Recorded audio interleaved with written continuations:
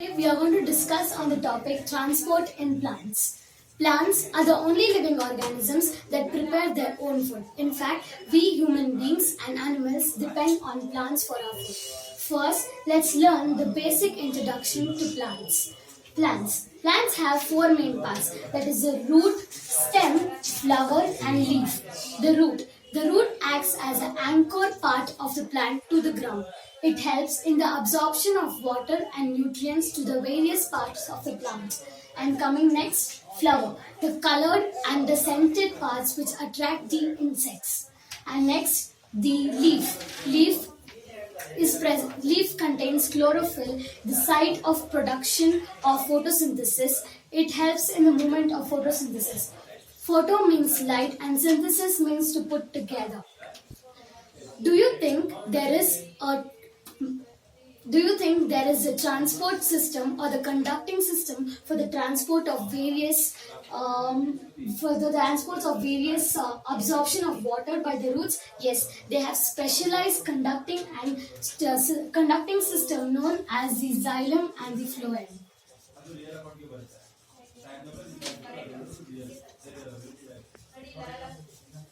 Xylem. Xylem is a tubular part of the plant. It contains tracheids, vessels, and xylem parenchyma and xylem fibers. Xylem vessels, the conduction is only unidirectional.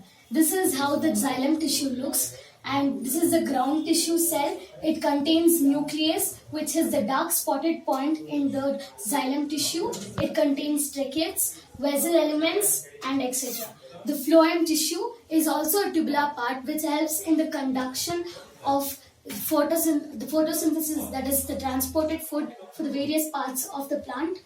And coming next, we are going to learn about factors affecting the transpiration process. The factors affecting transpiration process is sunlight. When there is a rise of sunlight, the transpiration process goes down. Now, what is transportation? Transportation is a process in which substances from one part of the plant is absorbed or synthesized to other part of the plant. Coming next, the conducting tissue is the xylem and the phloem. The xylem and the phloem contains the diffusion process, osmosis process, and active transport. Diffusion.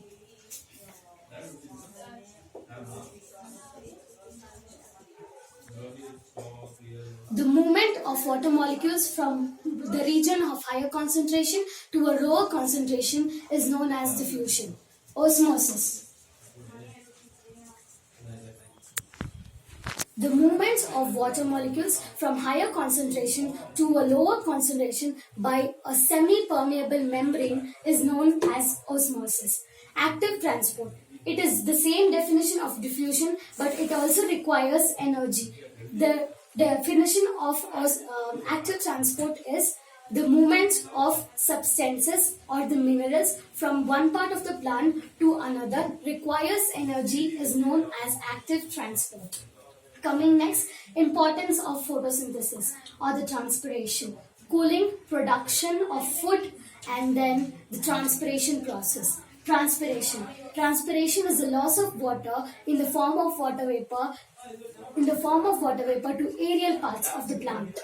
Importance of photosynthesis is the cooling effect which is produced. Translocation of solutes. During photosynthesis, food is stored in the form of starch and is transported to various parts of the plant in the form of sucrose. This is known as translocation of plants. And then the root hair.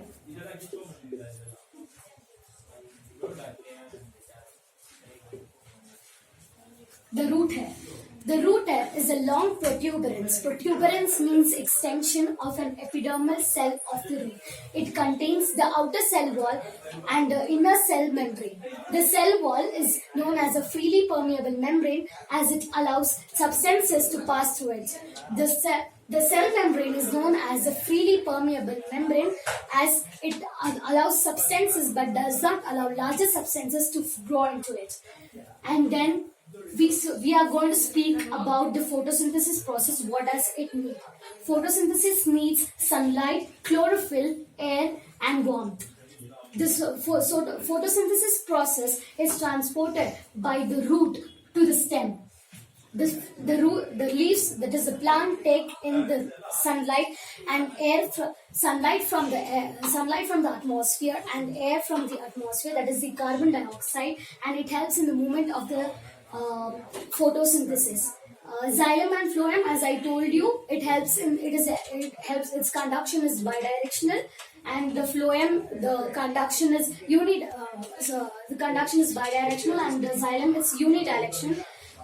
That is, in xylem, it is unidirectional because the mineral salts and the water move from downward part of the plant to upward part of the plant, but it does not move in phloem. It moves from downward to upward and again from upward to downward. And then coming to next is the epidermal cell of the roots, that is the part of the root hairs. Water absorption by roots.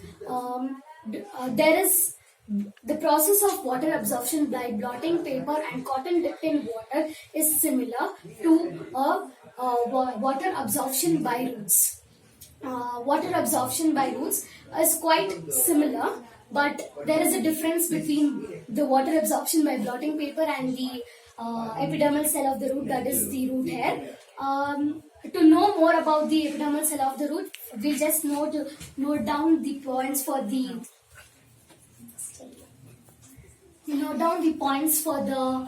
root hairs. Root hairs provides large surface area.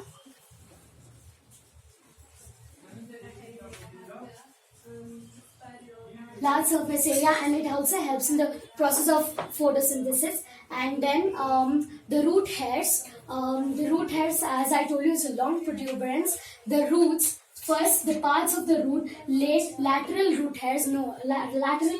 These are the lateral root hairs, and further it divides into root hair. Normal root hairs, that is the structure. It contains nucleus, cell membrane, cell wall, and the cell membrane acts as the inner part of the root hair, and the cell wall acts as the outer part of the root hair, which protects it. The nucleus is the dark spotted wall which helps the root hair for the photosynthesis process. Thank you.